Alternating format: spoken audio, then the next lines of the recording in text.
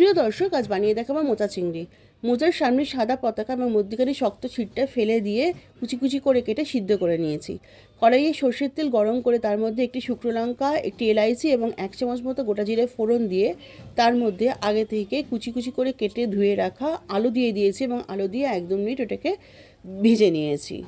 অপরদিকে চিংড়ি মাছের খোসা ছাড়িয়ে ধুয়ে নুন হলুদ মাখিয়ে রেখেছিলাম, সেটি কড়ার মধ্যে তুলে দেবো এবং কিছুটা কাঁচা ছোলা ওর মধ্যে দিয়ে দেবো। দিয়ে ভালো করে নাড়াচাড়া করে নেবো। একটুখানি চিনি দিয়ে দিয়েছিলাম ওর মধ্যে।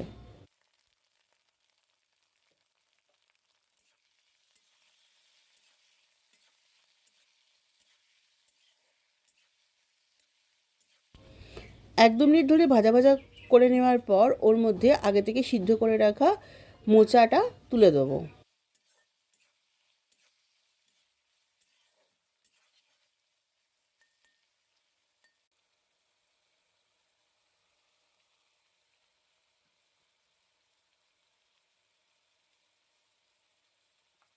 তারপর উপর থেকে হলুদ গুঁড়ো, লঙ্কা গুঁড়ো, জিরে গুঁড়ো এবং ধনে গুঁড়ো দিয়ে পুরো ব্যাপারটা ভালো করে মিক্স করে নেব এবং ওটা আরও 1-2 মিনিট ধরে ভাজা করে নেব।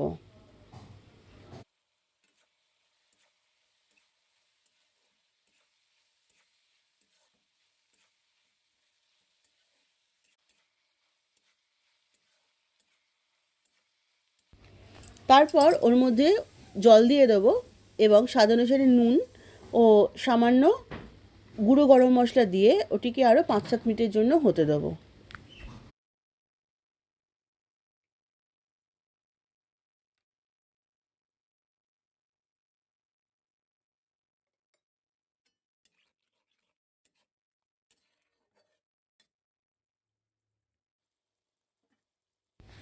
তারপর যখন মোচার জল একদম শুকিয়ে আসবে তখন খুব ভালো করে নাড়াচাড়া করে নেবো এবং উপর থেকে 1/2 চামচ মতো ঘি দিয়ে দেবো। ঘি দিয়ে আর একটু ভালো করে নাড়াচাড়া করে নিলেই আমার মোচা চিংড়ি একদম রেডি।